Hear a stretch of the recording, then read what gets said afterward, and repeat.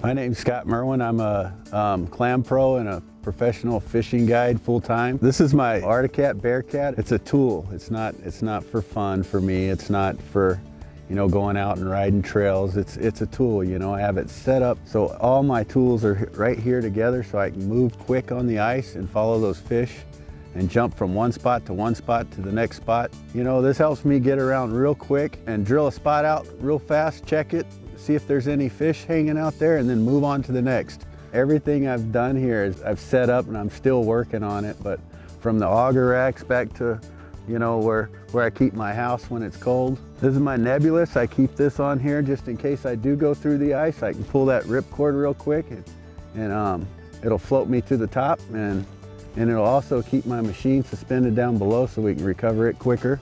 I keep a throw rope in here that Clam makes, just in case I have to help somebody out that's in a bind. Excel Outdoors makes a lot of cool stuff like the jaws of ice, you know, to hold your auger racks for quick release. And then you can close them back real quick. All these Clam rod holders you can buy from Clam. They're nice. I just screwed them onto this metal piece here so I can hold all my rods. And right now I'm just using a rubber band to hold them in there so they don't fly out when I'm, you know, moving fast across the lake. Then I have my underwater camera mounted here. I keep my camera on this side so I can check and make sure that, you know, the fish I'm on top of are the ones I want to catch. And then I also have a GPS unit for mapping so I can get to spots quicker and actually go out there and check spots that I haven't even fished yet. A lot of my, you know, I investigate all these lakes before I go out and fish them, and this just helps me get right on that spot I want to check out first. Right here I have my Vexilar mounted here, and I have it mounted on an easy deucer bracket, so it raises and lowers the transducer for me when I get a fish on. That way I don't get my line tangled around that, you know, transducer cable. Works pretty slick, gets it up out of the way real fast for you so you don't have to reach down. And sometimes when you reach down to grab that transducer, you lose your fish real quick, or the fish gets tangled around the transducer cable, then you lose it. That just eliminates that. One thing I did was I found some, I'm sure you can find it at any hardware store. It's Velcro for outdoors. And on that, you know, you can use it in wet locations. It's pretty thick, and you can see it's not like your normal Velcro that's fuzzy like this. Both sides are like this, and I actually leave all these tools sitting on here going down the road. I have never had one come off yet.